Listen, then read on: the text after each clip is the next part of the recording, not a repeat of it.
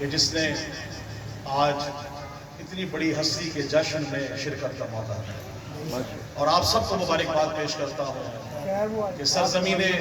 بہت شکریہ، خیر مبارک، سرزمین شاہ شمس تبریز مدینہ الاولیاء ملتان سے جیو، سرزمین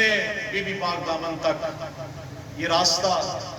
جو ہم نے طے کیا محبت آل محمد میں، اور کوشش یہی ہوگی کہ جب یہاں سے واپس جاؤں تو محمد آل محمد کی اس محبت کی خوشبو کو ملتان لے جائیں۔ آپ میرا ساتھ دیں گے، جو مولا کا عطا کیا ہوا بھیک ہے وہ آپ سب تک دیکھ لینے آئے،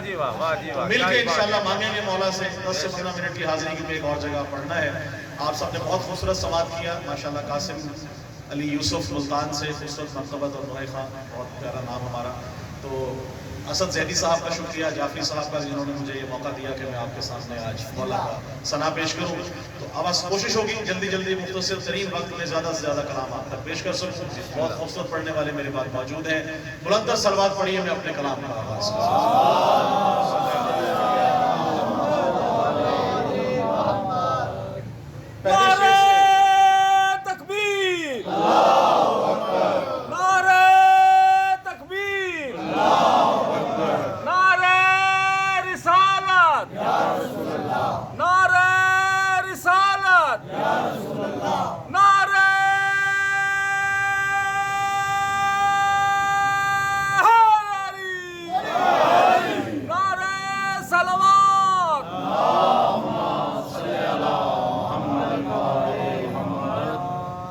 بہت شکریہ، اور آپ سب کے لیے تازہ کلام سے قبل ایک آپ کا بہت پرانا سنا ہوا کلام ہوگا۔ میرے والد صاحب شاعر اہل بیت سید فاتح واسطی آف علی پور، ان کا 50 سال پرانا شعر ہے، اس سے آغاز کروں گا تاکہ ان کی بھی حاضری ہو جائے۔ اس شعر کے بعد اس پہ جو گرہ لگائی وہاں سے ہم آغاز کرتے ہوئے چلیں گے انشاءاللہ۔ آپ سب نے سنا ہوگا کہ منکر کبھی حیدر کی ولا پا نہیں سکتا۔ یہ گرہ میں نے اس پہ لگائی ہے۔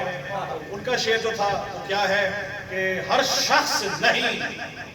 لائق مداحی حیدر،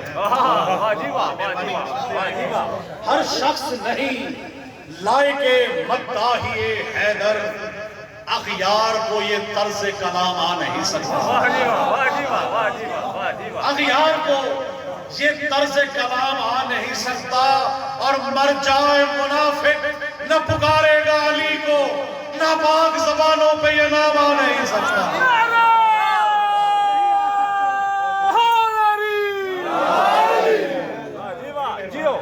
ناپاک زبانوں پہ یہ نام آ نہیں سکتا۔ گرہ دیکھیے، 50 سال کے بعد میں نے والد صاحب کے شعر پہ گرہ لگائی اور ان سے داد وصول کی، آپ نظر کر رہا ہوں کہ منکر کبھی